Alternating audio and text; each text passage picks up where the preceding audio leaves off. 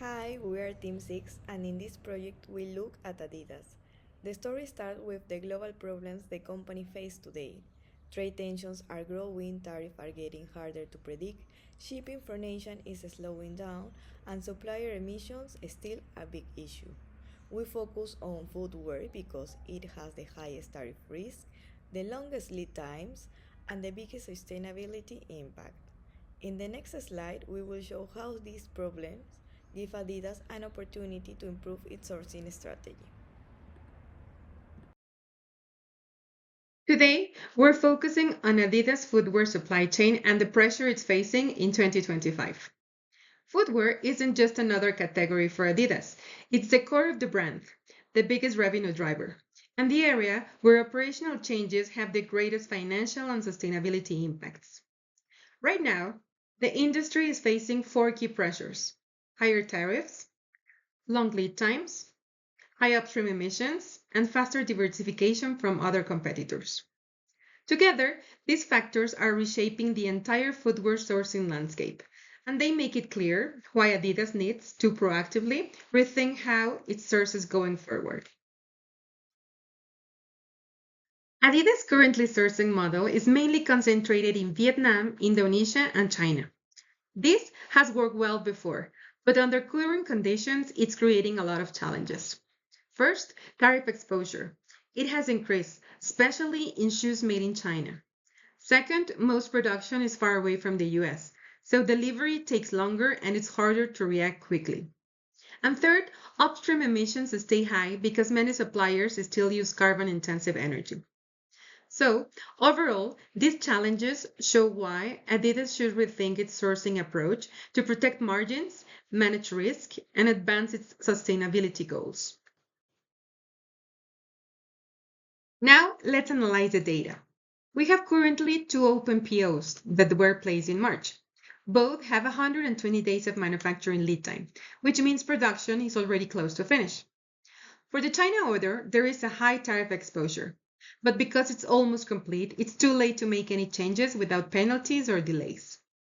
For the second order from Indonesia, production is already on a schedule, and this one has no tariff risk. So essentially, these two POs are already locked. Any changes now would delay delivery or trigger additional costs. So this really means that the real opportunity for optimization isn't in these orders. It's in the future buying volumes, where cost and sustainability impact will be the highest. On this slide, we can see the financial impact of the new US tariff on products made in China.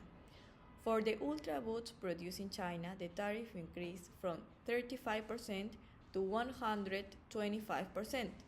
Because of this change, the cost per unit rise a lot and the profit almost disappear. Before the tariff change, the Ultra boots generate about $679,000 in profit. After the new tariff, the profit drops to about $52,000. This represents a loss of around $626,000. Meanwhile, the Adidas basketball shoe from Indonesia has no new tariff, so its profit stayed stable at around $234,000. This comparison shows something clear. A tariff change in one country can remove most of our margin, while another country remains safe and stable. And this is exactly why we need a new sourcing strategy, a strategy that protects our margins, reduce tariff exposure, and make Adidas more resilient. Let's consider our strategy for future buying volumes. To future-proof Adidas' sourcing strategy, we propose four levers. First, diversify the supplier base by reducing reliance on tariff-hit Vietnam and Indonesia, maintaining moderate volumes in tariff-safe India and Cambodia, and introducing near-shore hubs like Mexico and Brazil in Latin America. This reduces tariff exposure and lowers transport emissions. Secondly, adopt a three-tier allocation. Allocate 40 to 45% of buying volumes to Southeast Asia due to low labor costs and capability depth. Allocate 30 to 35% of buying volumes to Latin America's market due to nearshoring advantage and tariff avoidance. Allocate 10 to 20% of buying volumes to the China market, limited only to domestic production. Thirdly, build speed and agility by keeping flexible regional capacity so that Adidas can shift orders when tariffs or trade rules change. And fourth, leverage Adidas's strong global supplier partnerships to secure long-term multi-region capacity. Together, these levers create a balanced, flexible, and tariff-resilient sourcing model. Let's consider the financial impact of the proposed strategy. Here we show the financial impact of our proposed sourcing model. Number one, the most important benefit here is lower tariff exposure. By reducing China's share to around 10%, Adidas avoids the kind of margin collapse we saw in the current cycle, where one SKU lost over $600,000 due to tariffs. Number two, nearshoring around 15 to 20% of production shortens lead times from 30 to 40 days down to 5 to 10 days, which improves replenishment and reduces inventory carrying costs.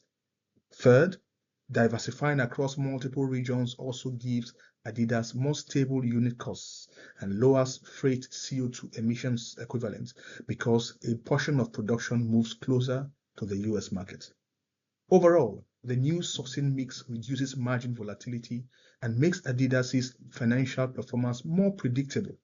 The key message is that this strategy protects profitability while improving operational agility. Adidas has committed to net zero emissions across scopes 1, 2, and 3 by 2050. The biggest challenge is the upstream activity, and about 87% of emissions come from raw materials processing and supplier energy use. Adidas also reports using ESRS and already links executive compensation to sustainability targets. However, sustainability is still not deeply integrated into sourcing decisions. Our strategy aligns with SDG 12 and SDG 13 and strengthens the link between procurement and long-term environmental performance. To make sustainability actionable, we recommend the ROSI framework, which is essentially return on sustainable investment, which helps quantify both financial and environmental value. Examples include lower freight CO2 by nearshoring, improving energy mix by shifting volumes away from coal-heavy regions, and prioritizing suppliers that adopt renewable energy. We also highlight trade-offs, such as Vietnam and India facing capacity constraints. Nearshore regions have higher labor costs, and ESG data varies by supplier. This strategy still delivers a measurable decarbonization while also improving financial resilience. We encourage Adidas to fully embed a ROSI culture where sustainability and financial value reinforce each other. There's a little link in the slide in the notes. Feel free to check out the tool that we created. Obviously, it's not tailored to Adidas in detail, but I think it gives a good idea of maybe where you could go with future procurement decisions tied to ROSI. Best. So this slide summarizes how the new sourcing model improves sustainability while acknowledging the main trade-offs. On the sustainability side, shifting volume away from coal-heavy regions lowers Scope 3 emissions, and nearshoring reduces freight CO2 by shortening transport distances. We also improve ESG alignment by prioritizing suppliers that use renewable energy or have stronger environmental practices. However, there are trade-offs. So Vietnam and India have capacity constraints, so not every model can be moved immediately.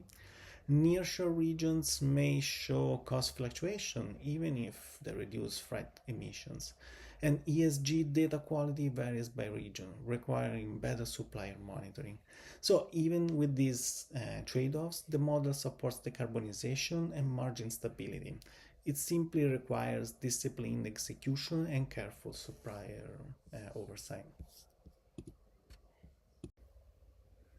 And to conclude, here our First, key takeaways. So, first, Adidas faces high tariff exposures, slow lead times, and significant upstream emission in footwear. Second, since current purchase orders are locked, change must come through future cycles. Third, our recommended strategy is a diversified ESG aligned sourcing model.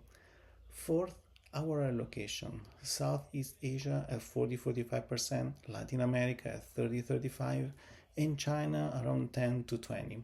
Balances cost, capability, risk, and sustainability. And last, this model reduces tariff exposure, speed up replenishment, and lowers freight CO2s. So our final message is that Adidas should shift to a ROSI-driven sourcing culture where cost, resilience, and sustainability values are considered together.